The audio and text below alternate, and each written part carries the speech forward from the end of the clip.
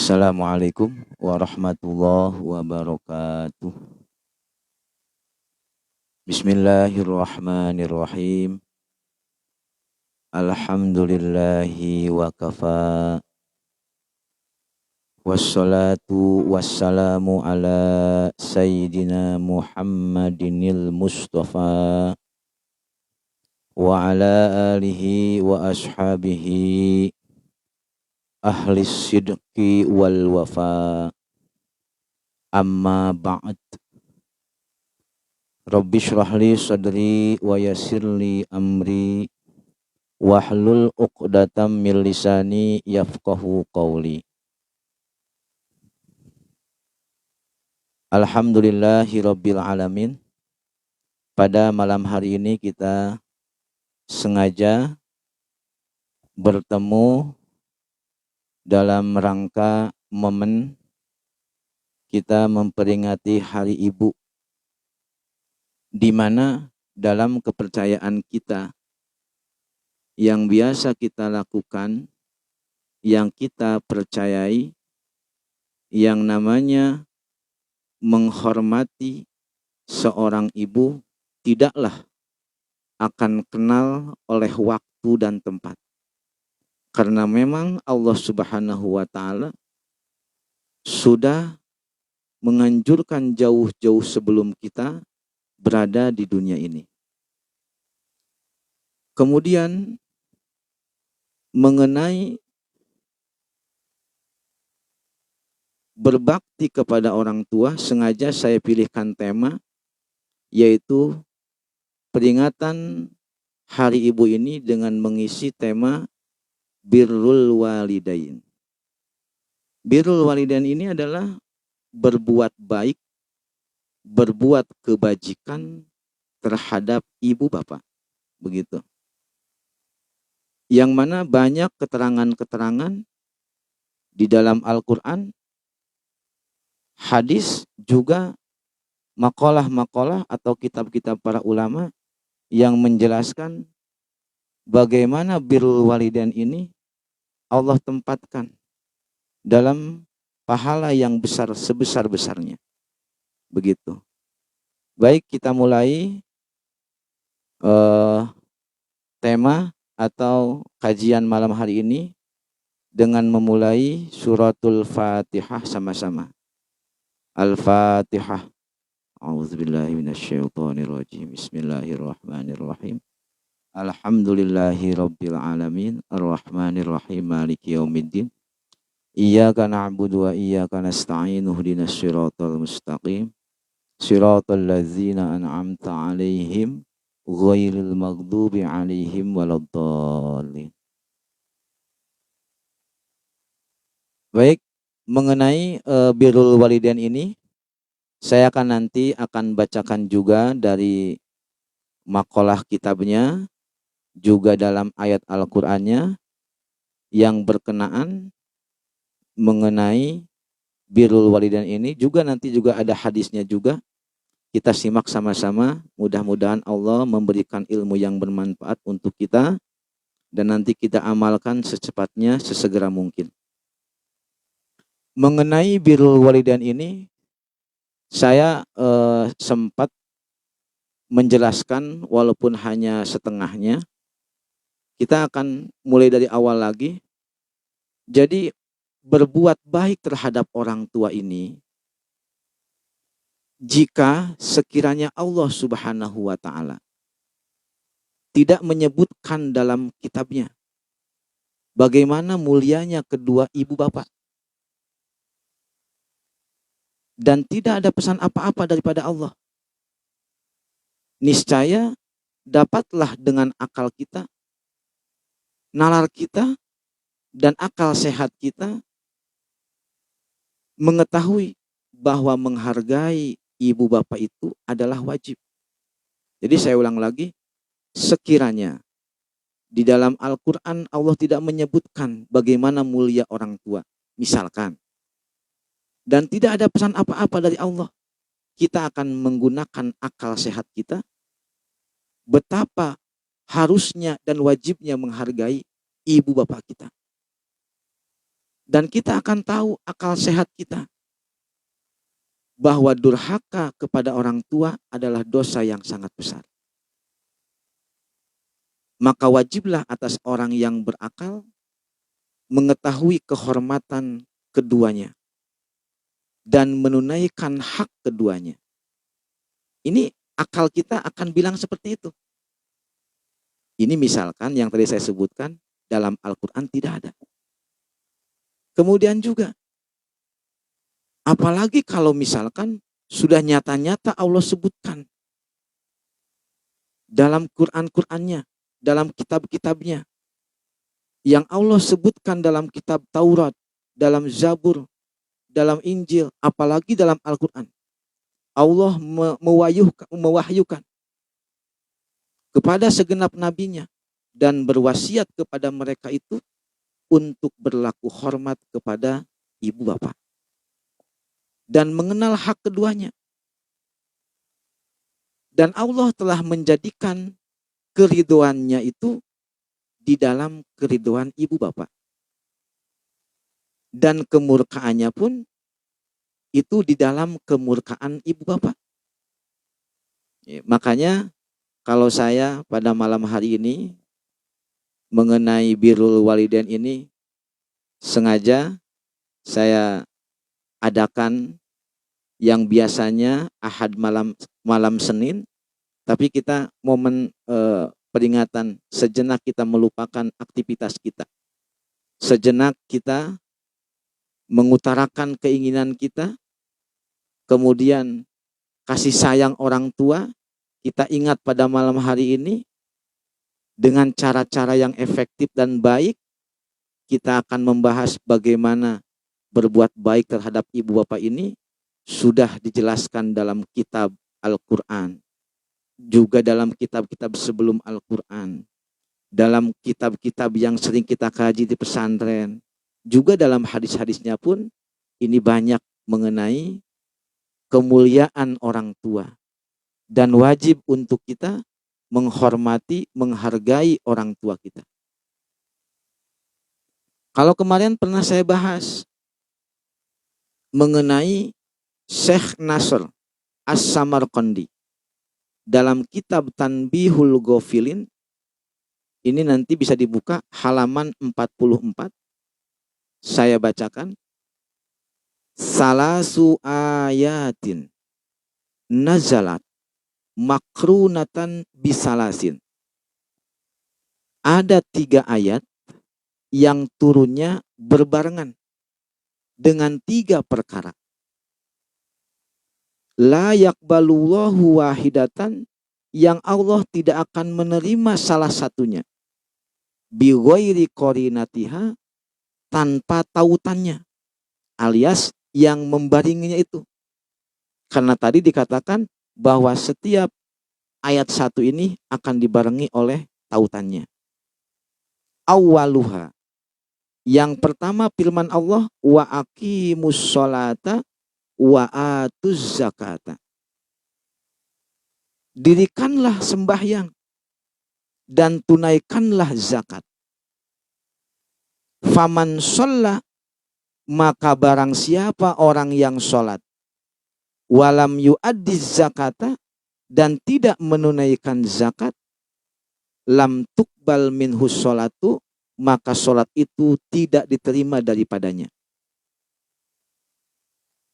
Wasani, dan yang kedua, qauluhu ta'ala, wa ati'ullaha, dan taatlah kalian semua kepada Allah. Wa ati'ur rasula, dan taatlah kalian kepada Rasul. Faman ata'allaha, maka barang siapa orang yang taat kepada Allah, walam yuti'ir rasula, lam yuqbal minhu, maka Allah tidak akan menerima taat tersebut. Dan yang ketiga, qauluhu ta'ala, anishkurli waliwalidaika. Bersyukurlah kalian kepadaku. Bersyukurlah kepadaku dan bersyukurlah kamu kepada ibu bapakmu. Maka barang siapa bersyukur kepada Allah, tidak bersyukur kepada ibu bapak, maka Allah tidak akan menerima syukur tersebut. Jadi kalau saya simpulkan mengenai pendapat atau dalam kitab Tanbihul Ghafilin ini adalah bentuk keterangan yang Allah selalu menyertakan bebarengan. Yang pertama, mendirikan sholat dan menunaikan zakat. Orang sholat tidak menunaikan zakat, sholatnya tidak akan diterima. Yang kedua, wa'ati'ullaha wa'ati'ur rasul. Orang yang taat kepada Allah, tidak taat kepada Rasul, itu juga taat kepada Allahnya tidak akan diterima. Yang ketiga, bersyukur kepada Allah, tidak bersyukur kepada ibu bapak, Allah tidak akan menerima syukur tersebut. Waliyadzubillah. Jadi ma'asyiral muslimin wabil khusus warga KCR yang ada di Facebook, ini keterangan yang pertama mengenai 3 perkara yang Allah sebutkan di dalam Al-Quran. Marilah para hadirin semuanya, kita sama-sama mengikuti beberapa nas yang berkenaan dengan soal bakti terhadap ibu bapak.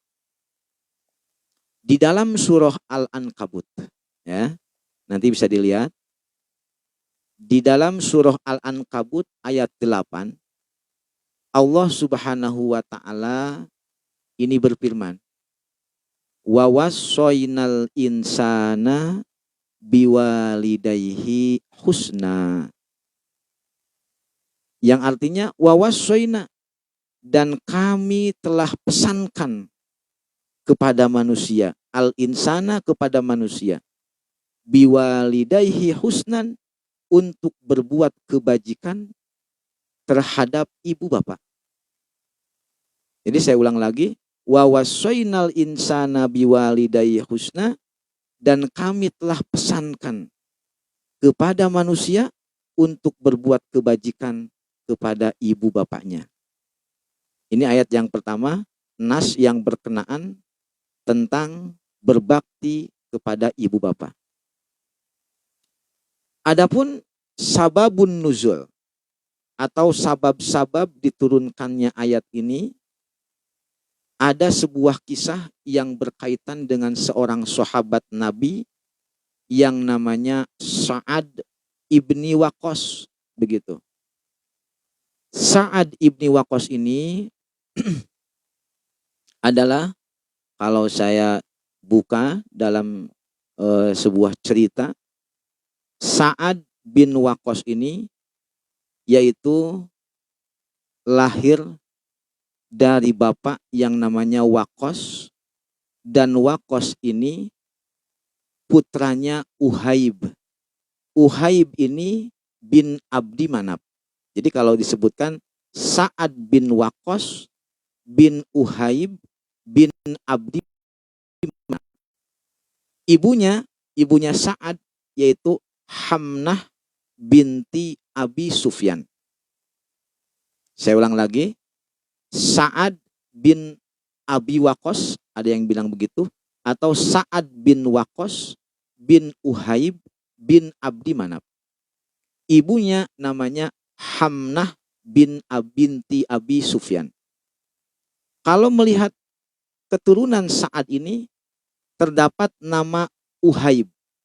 Berarti kalau Sa'ad itu adalah cucu daripada Uhaib. Uhaib ini kakeknya Sa'ad, begitu. Uhaib ini perlu kita tahu adalah merupakan paman daripada Siti Aminah, ibunda Rasulullah, begitu. Jadi Uhaib ini adalah mamang kalau orang Sunda, paman daripada Siti Aminah binti Wahab. Siti Aminah binti Wahab ini adalah ibunda Rasulullah, begitu. Sedikit tentang Sa'ad bin Waqqas ini. Kemudian banyak tentang mengenai cerita-cerita Sa'ad bin Waqqas. Sa'ad bin Waqqas ini adalah seorang sahabat Nabi. Dulu kronologi atau awal cerita beliau masuk Islam ini, beliau bercerita terhadap Abu Bakar Siddiq. Beliau bertanya, siapa orang yang beriman kepada Nabi Muhammad? Tanya Sa'ad kepada Abu Bakar Siddiq.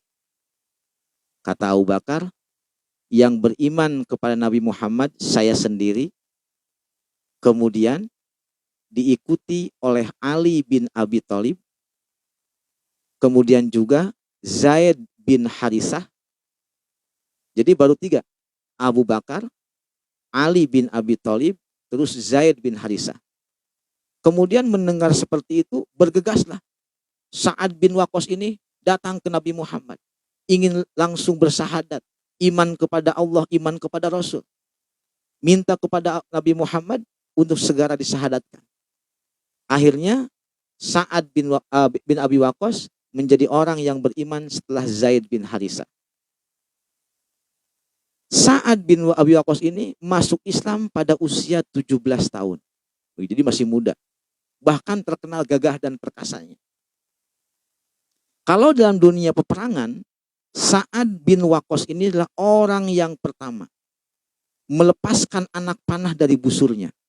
Di jalan Allah, peperangan melawan orang-orang kafir, ini Sa'ad bin Waqqas orang pertama yang melepaskan anak panah dari busurnya.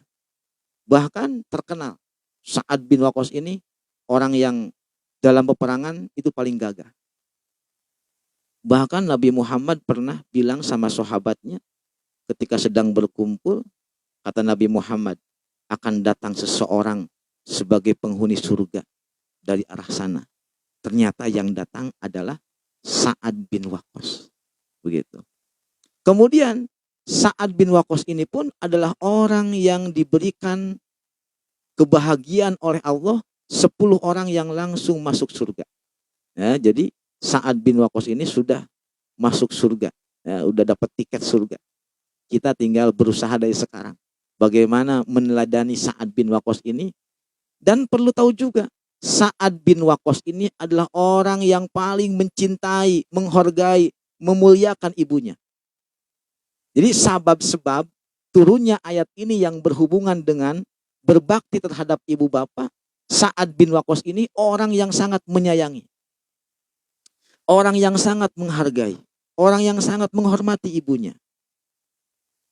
Pada waktu Sa'ad bin Waqqas masuk Islam, namanya ibunya ini adalah Hamnah binti Abi Sufyan, merasa sakit hati, merasa benci terhadap Sa'ad ini karena sudah meninggalkan agama sebelumnya, sudah dari kemusyrikan, kekufuran ini mengimani Nabi Muhammad. Ibunya yang namanya Hamnah ini sakit hati dan benci, marah semarah-marahnya, sampai bentuk protes ibunya terhadap Sa'ad. Ibunya bilang begini sama Sa'ad, Sa'ad, demi Allah, aku tidak akan makan dan aku tidak akan minum sehingga engkau meninggalkan agamamu, kembali kepada agama dulu, menyembah berhala, kembali atau kamu mati. Saya demi Allah tidak akan rela kamu masuk kepada agama Muhammad. Itu ibunya. Dia tidak akan makan, tidak akan minum, demi Allah katanya, kata ibunya. Dan Sa'ad tahu protes tersebut. Jadi ibunya ini protes terhadap keislaman Sa'ad. Maka setelah bilang seperti itu, berhari-hari terjadi. Ibunya nggak makan, ibunya nggak minum. Lalu Sa'ad menghampiri ibunya dengan lembah lembut, seraya berkata, wahai ibuku, sekiranya ibu ada napas, ada nyawa 100 dalam tubuh ibu, dan tiap hari keluar napas satu persatu, aku tidak akan meninggalkan agama ini. Aku tidak akan meninggalkan agama Islam ini. Gitu. Kalau ibu mau makan, silakan. Enggak juga enggak apa-apa. Jadi saat ini karena ibunya protes seperti itu, bilang dengan baik, kalau ibu mau makan silakan. Enggak juga enggak apa-apa. Dengan lemah lembut bicara seperti ini, sampai akhirnya ibunya pun pasrah dan dia akhirnya mau makan dan mau minum begitu. Mau makan dan mau minum, lalu turunlah ayat itu, sekalipun saat dengan ibunya berbeda keyakinan, turunlah ayat wa wassoynal insana biwalidayhi husna. Kami pesankan kepada manusia untuk berbuat kebajikan kepada ibu bapak, sekalipun ibunya saat ini dalam kondisi tidak beriman kepada Allah. Jadi kalau kita melihat cerita ini, bagaimana saat yang menghormati, memuliakan ibunya, tapi satu kata, untuk mendurhakai Allah, jangan sampai kita ikut dan turut. Kalau saya baca dalam kitab disebutkan, la ta'ata li makhlukin fi maksiatil khaliq. Tidak wajib ikut kepada makhluk, turut kepada makhluk, taat kepada makhluk untuk bermaksiat kepada Allah, kepada Khaliq. Jadi ini saat ini akhirnya Allah kasih ayat atau sebab-sebab turunnya ayat ini, yaitu berkenaan dengan Sa'ad bin Waqqas bin Uhaib bin Abdi Manaf, begitu. Itu nas yang pertama mengenai berbakti terhadap ibu bapak. Lalu dalam surah, ini masih nas Al-Quran, dalam surah Al-Isra ayat 24, nanti kita buka sama-sama, kita baca dulu. Wa qadha rabbuka alla ta'budu illa iyyahu wa bil walidaini ihsana. Kalau kita terangkan, wa qadha rabbuka, dan telah memerintah. Siapa rabbuka? Tuhanmu. Dan Tuhanmu telah memerintah. Allah ta'budu, bahwa janganlah kamu menyembah illa iyyahu, kecuali kepada Allah. Wabil walidaini ihsana, dan berbuat kebajikan terhadap ibu bapak. Kalau saya langsungkan terjemahannya, wa qadha rabbuka alla ta'budu illa iyyahu wabil walidaini ihsana. Dan Tuhanmu telah memerintahkan bahwa janganlah kamu menyembah kecuali kepada Allah, dan berbuat kebajikanlah terhadap ibu bapak. Imma yablughanna indakal kibaro ahaduhuma au kilahuma fala taqul lahuma uffi wala tanharhuma wa qul lahuma qaulan karima. Apabila salah seorang dari keduanya ataupun kedua-duanya sudah lanjut umur berada padamu, maka janganlah, fala taqul lahuma uffin, maka janganlah kamu berkata kepada keduanya uffin, hih gitu ya. Wala tanharhuma, dan janganlah kamu membentak keduanya. Wa qul lahuma qaulan karima, dan berkatalah kepada keduanya akan perkataan yang mulia. Ya, kalau ada orang yang menerjemahkan fala taqul lahuma uffin, suka dimanaan begitu ya.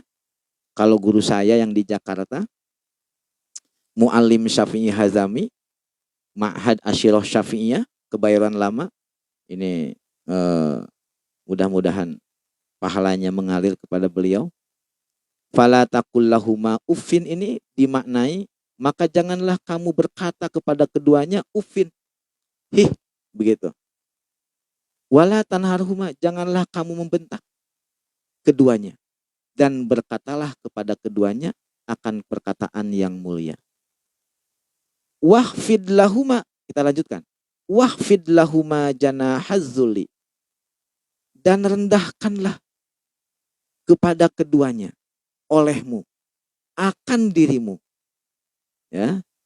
Wahfid lahuma janahaz-zulli, dan rendahkan olehmu bagi keduanya akan dirimu yang timbul minar rahmati, dari kasih sayang. Ulah kapaksa. Itu ulah kapaksa ari kehormatan orang tua. Beda orang tuana minta apa ya. Kita jangan merasa terpaksa, apalagi sampai kita, kalau kata guru saya bilang, hartamu habis untuk membiayai kedua orang tuamu, itu lebih terhormat, ya, itu lebih mulia. Jadi orang tua ini sangatlah diagungkan dalam agama. Sampai kita merendahkan diri kita di hadapan kedua orang tua, minar rahmati, yang timbul dari kasih sayang. Kalau saya lihat zaman-zaman sekarang, mereka ketika ngobrol sama orang tua itu bagaikan teman. Walaupun memang ada keakraban di sana, tapi sudah mulai hilang gaya-gaya Islam yang dulu diperkenalkan dalam ajaran-ajaran orang-orang tua kita, yang dalam kitab-kitabnya sudah dijelaskan. Bagaimana merunduknya anak terhadap orang tua, bagaimana berkatanya anak di hadapan orang tua, sehingga suara anak jangan sampai melebihi kerasnya suara orang tua. Ketika orang tua bilang apa-apa, dia tidak pernah melawan apa-apa. Inilah contoh bagaimana Islam sudah mengajarkan kepada kita. Tapi sekarang, mudah-mudahan pertemuan kita membahas seperti ini, kita akan kembali ke masa-masa keemasan dulu. Dulu kita menghormati orang tua, kita menjaga orang tua, jangan sampai sekarang karena pergaulan anak-anak kita yang sudah terkontaminasi oleh gaya-gaya orang-orang barat, sehingga sudah mulai hilang keislaman kita. Islam kita hanya dalam luarnya saja, sementara dalamnya sudah kosong, molongpong begitu, ya. Jadi rendahkanlah kepada kedua orang tua akan dirimu, minar rahmati, yang timbul dari kasih sayang. Wa qur rabbirhamhuma kama rabbayani shogiro, dan katakanlah rabbirhamhuma, ya Tuhanku, kasihanilah keduanya sebagaimana keduanya merawatku di waktu kecil. Ini makanya kita diajarkan Rabbighfirli dzunubi wali walidayya warhamhuma kama rabbayani shogiro. Silahkan baca masing-masing. Insya Allah kita minta sama Allah, ya Allah kasihanilah orang tua kami ya Allah. Gitu. Jadi Allah ini sudah memberikan cara penyelamatan kita di dunia. Walaupun kebaikan orang tua tidak akan pernah kita balas semuanya. Kita belum seberapanya. Begitu. Jadi kalau ada pepatah yang mengatakan, ya, kasih ibu sepanjang masa, ya, gitu. Kalau kasih anak sepanjang penggalan, begitu ya, sepanjang belokan. Belok mangges. Jadi kalau kasih ibu sepanjang masa orang tua, bahkan sampai kita tua pun masih dipikirkan sama orang tua. Dari mulai lahir sampai menginjak anak-anak, remaja, dewasa, sampai kita sudah tua, masih saja dipikirkan sama orang tua. Menjadi beban orang tua kita. Kita baru sebentar saja mengurus orang tua kita, sudah merasa risih. Saling melempar satu sama yang lainnya. Gitu. Makanya kalau guru saya bilang, uang kamu habis untuk merawat orang tua lebih mulia daripada digunakan yang tidak berguna. Ya. Jadi orang tua ini sangatlah rela. Kalau saya bilang, Masya Allah, mudah-mudahan orang tua kita yang masih ada, Allah berikan panjang usianya, ya, disehatkan, kesehatannya benar-benar dilihat oleh Allah. Jasmani rohaninya dilapangkan, rezekinya semuanya Allah jaga untuk modal ibadah kepada Allah supaya selamat di dunia dan akhirat. Jadi ini baru dua nas yang berkenaan dengan berbakti terhadap orang tua. Nanti juga akan saya bahas bagi orang tua yang sudah tiada di dunia ini, bagaimana caranya kita berbuat baik begitu. Kemudian kita lanjutkan para hadirin semuanya, ya, yang hadir di dunia maya gitu, begitu ya. Walaupun tidak hadir di depan saya, tidaklah mengapa. Memang sudah zamannya seperti ini. Ada hadis yang diriwayatkan, walaupun memang banyak hadis yang berkenaan dengan birrul walidain ini. Saya akan bacakan satu.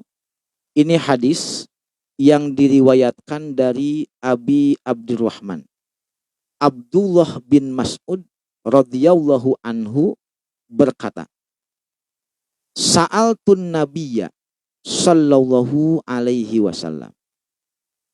Aku bertanya kepada Nabi sallallahu alaihi wasallam, ayyul a'mal ahabbu ilallahi ta'ala. Amal-amal mana amalan apakah yang paling disukai oleh Allah? Ayyul a'mal ahabbu ilallah. Amalan apakah yang paling disukai Allah? Jawab beliau, as-salatu ala waktiha. Sembahyang atau sholat pada waktunya. Kemudian Abdullah bin Mas'ud bertanya lagi, summa ayyu, apalagi? Birrul walidaini. Nabi Muhammad menjawab, berbuat baik, berbuat kebajikan kepada ibu bapak. Kemudian aku bertanya lagi, apalagi kira-kira? Al jihadu fi sabilillah. Jihad di jalan Allah atau berjuang di jalan Allah. Ini Masya Allah. Allah atau dalam hadis ini memberikan derajat birrul walidain ini setelah sholat pada waktunya, sebelum jihad. Jadi kalau melihat hadis ini, jihad dengan birrul walidain ini afdal birrul walidain. Kalau saya lihat di hadis ini, bahkan hadis ini muttafaqun alaih loh ya. Ini hadis yang diriwayatkan oleh Bukhari dan Muslim. Kalau dalam ilmu hadis, hadis yang paling afdal adalah yang diriwayatkan oleh Bukhari dan Muslim. Begitu. Ya.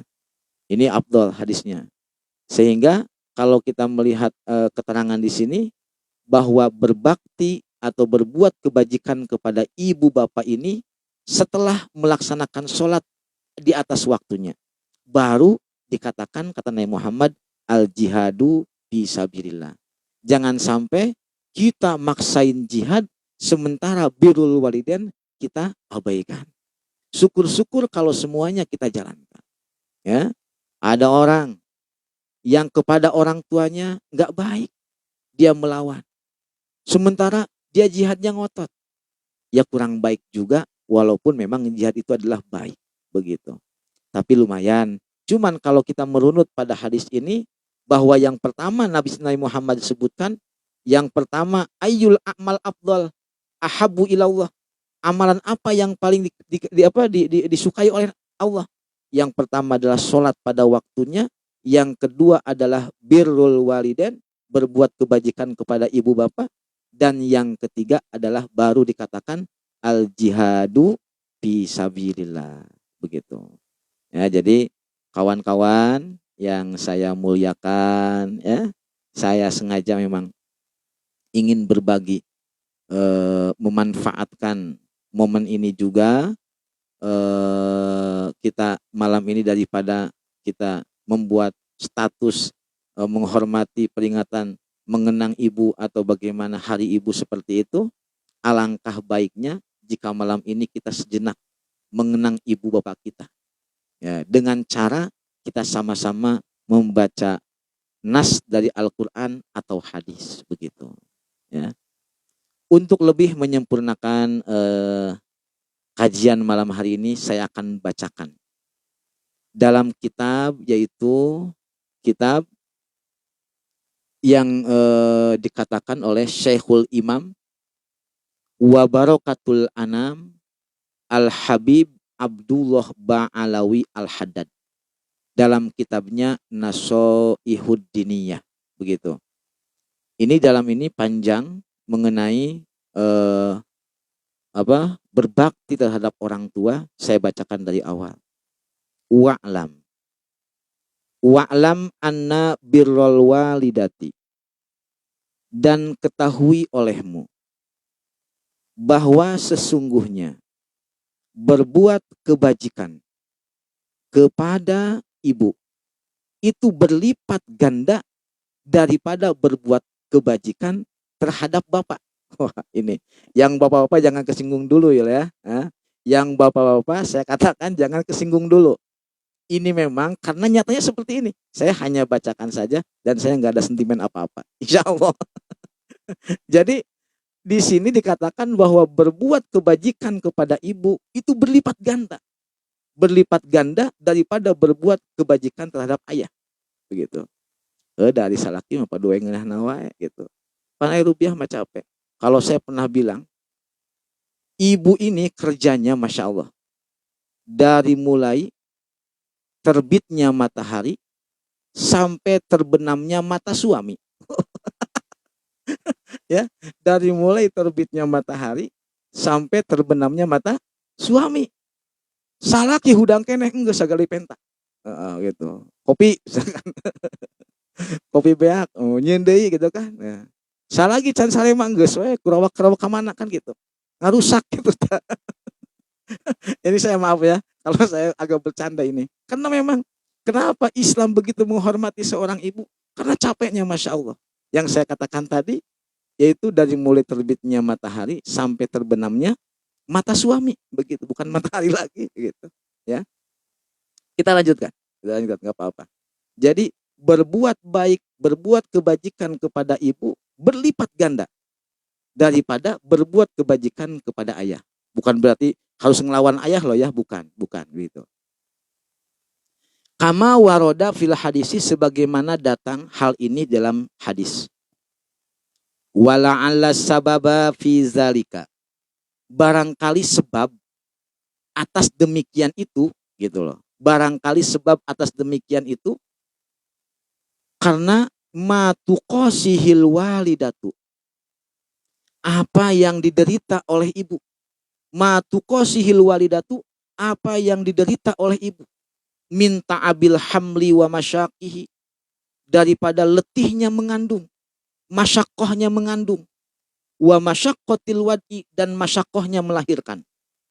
Oh, ngalahirkan depan, tanyakan mereka indung. Masya Allah, hesekna gitu. Kadang mah asa ek maut, tanyakan gira. Masya Allah, saya yang sudah punya istri, nggak tega lihat istri bagaimana melahirkan. Guyat gayot, laki nama ngeunah we sudah ngacerengeh pan. Ya, laki nama sulaseri gitu. Padu usul we pan gitu.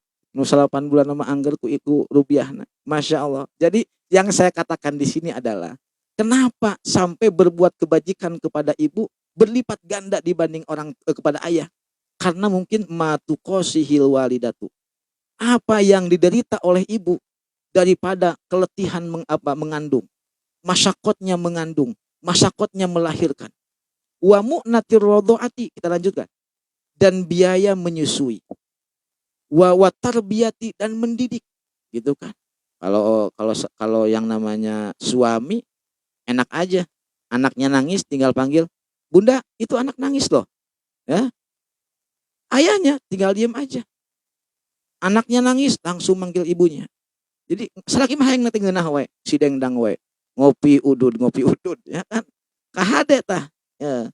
Jadi kudu sadar ayeuna bahwa Islam sudah memberikan penjelasan seperti ini karena memang ibu ini apa? Deritanya benar banyak. Wa tarbiyati, pendidikannya. Wa mazidil hananati, dan kekhawatiran yang berlebihan. Khawatir terus terhadap anak. Wa syafaqati, kasih sayang. Begitu. Jadi ini kalau dalam kitab ini, dalam kitab Nasoihuddiniyah, boleh nanti dibuka halaman 62, bahwa kenapa berbuat kebajikan kepada ibu berlipat ganda dibanding kepada ayah? Karena apa yang diderita oleh seorang ibu daripada apa? Keletihan hamilnya, mengandungnya, masyakohnya mengandung, masyakohnya melahirkan, kemudian juga menyusui, pendidikannya, kekhawatiran yang berlebihan, kasih sayang yang tidak akan ada habisnya. Ini adalah menjadi derajat tersendiri di mata Allah, menjadi kemuliaan yang tersendiri di mata Allah, sehingga pantaslah untuk mendapatkan kemuliaan yang lebih daripada suami. Walaupun memang sama-sama capeknya, tapi di mata Allah ibu itu lebih segala-galanya. Begitu. Baik, kita lanjutkan. Waqad qala rajulun, ada seorang lelaki datang kepada Kanjeng Nabi. Man ahaqqun nas, manusia mana yang paling berhak bihusni suhbati, ya, yang harus apa? Saya dekati, ya, gitu. Saya dekati, yang saya perlakukan baik, begitu. Manusia mana yang paling berhak saya perlakukan baik? Ini ada laki-laki yang nanya sama Nabi Muhammad. Wahai Rasulullah, siapakah yang paling berhak saya perlakukan baik? Maksudnya ai bibirri wasillati. Maksudnya adalah kebajikanku, kebajikan saya, dan hubungan saya. Siapa? Nabi Muhammad jawab, ummuka, ibumu. Sumakol, ummuka. Terus sumaman, ummuka. Sampai Nabi Muhammad 3 kali. Baru yang terakhir, sumaman, Nabi Muhammad kok menjawab abuka, baru ayahmu. Jadi ini Nabi Muhammad mengatakan sampai ummuka, ummuka, ummuka ini. Pada malam hari kita bahas hadisnya.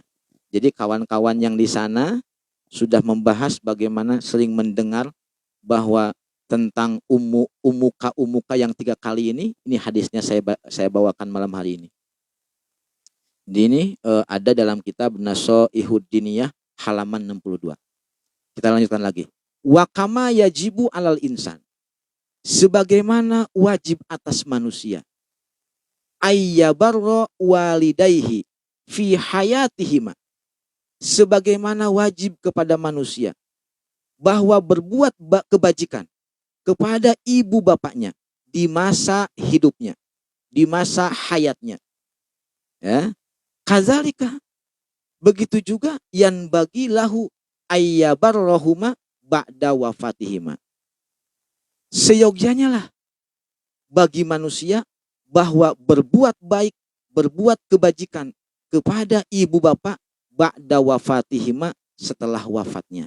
Jadi jangan menganggap bahwa birrul walidain ini hanya ketika hidup saja, ketika hayat saja. Bahkan ketika wafat pun, setelah meninggal, kita masih diwajibkan untuk birrul walidain. Begitu. Kemudian apa caranya? Bahwa orang tua kita yang sudah meninggal, ibu saya yang sudah meninggal, ayah saya yang sudah meninggal, atau siapapun. Wazalika, caranya adalah yang demikian itu bidu'ai, dengan mendoakan. Ya, minimal dengan mengucapkan Robbi firli wali walidayya warhamhuma kama rabbayani shogiro, atau doa-doa yang lainnya. Wal istighfar, memintakan ampunan bagi kedua orang tua kita. Wa bitasadduq anhuma, dan bersedekah untuk kedua orang tua kita. Wa biqadai duyunihima, dan melunasi hutang-hutang keduanya. Wa tanfizi wasoyahuma, dan meluluskan wasiat-wasiatnya. Wa bisillati arhamihima, dan menghubungi sanak kerabatnya. Wa birri asdiqoihima, dan berbuat kebajikan kepada kawan-kawannya, orang teman-temannya orang tua kita. Wa ahli mawaddatihima, dan orang-orang yang dicintai oleh kedua orang tua kita. Ini adalah cara-cara bagaimana kita bisa birrul walidain setelah sepeninggalnya orang tua kita. Setelah wafatnya orang tua kita, bisa dengan doa, dengan istighfar, dengan sodakoh, dengan melunasi hutangnya, dengan meluluskan wasiatnya, dengan silaturahimnya, dengan berbuat baik kepada teman-temannya, dan orang-orang yang disukai oleh dia. Fazalika kulluhu min tamamil birri. Maka yang demikian itu semuanya terbilang daripada kesempurnaan berbuat kebajikan. Begitu. Seperti bagaimana bahwa hadis-hadis dalam penjelasan ini banyak sekali, ya. Maka kata kitab ini begini. Doa bagi orang yang sudah meninggal. Kemudian memintakan ampunan untuk orang yang telah meninggal.